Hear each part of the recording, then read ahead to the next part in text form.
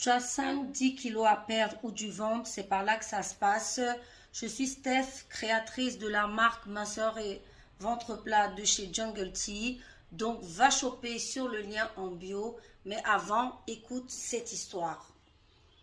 Mon mari prenait tout l'argent que je gagnais pour payer ses dettes. Story time.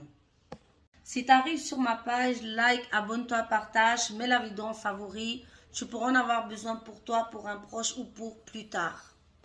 Donc comme je te l'ai dit, je suis Steph, créatrice de Jungle Tea, de la marque minceur et ventre plat Jungle Tea, mais aussi de la marque marron noir de chez Beauty Booster Institute. Donc si tu veux avoir une roufa comme moi, eh ben va choper sur le site, n'hésite pas ou contacte-moi.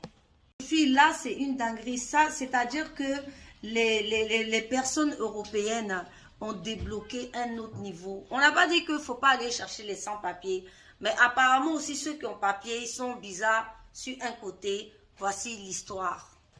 Donc en fait, c'est un monsieur qui allait chercher une jeune fille dans un pays de l'Afrique de l'Ouest, pauvre, enfin pauvre, je veux dire Afrique de l'Ouest, hein, vous savez que dans les pays africains, il y a de la pauvreté, il y a de la richesse, hein, mais il y a beaucoup plus de pauvreté qu'en Europe, par exemple, et beaucoup d'analphabètes. Et c'est comme ça qu'il tombe sur cette fille qui ne sait ni lire ni écrire et il décide de l'épouser.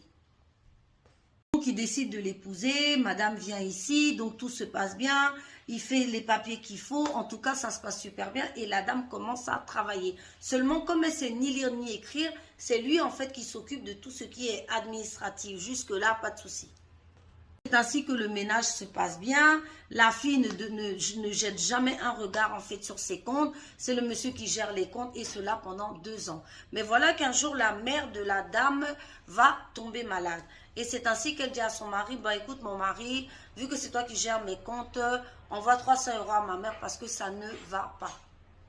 C'est là que le bon monsieur, le bon grigou, va faire semblant de taper à l'ordinateur et de lui dire « Mais comment ça, tu as été arnaqué? Où est passé ton argent? Mais tu es vraiment bête !» Il a commencé à l'insulter. Vous savez, les personnes malhonnêtes sont toujours comme ça sur un côté. Il a commencé à l'insulter. « Mais tu es vraiment bête! Comment tu as pu te faire avoir? Tu t'es fait arnaquer! Vraiment, tu t'es fait avoir... » La fille ne comprenait rien. Je me suis fait arnaquer comment? À qui tu as donné les codes? Elle dit, mais moi, je ne connais aucun code. C'est toi qui gères mes comptes depuis le début. À qui tu veux que je donne les codes? C'est comme ça que l'affaire est restée.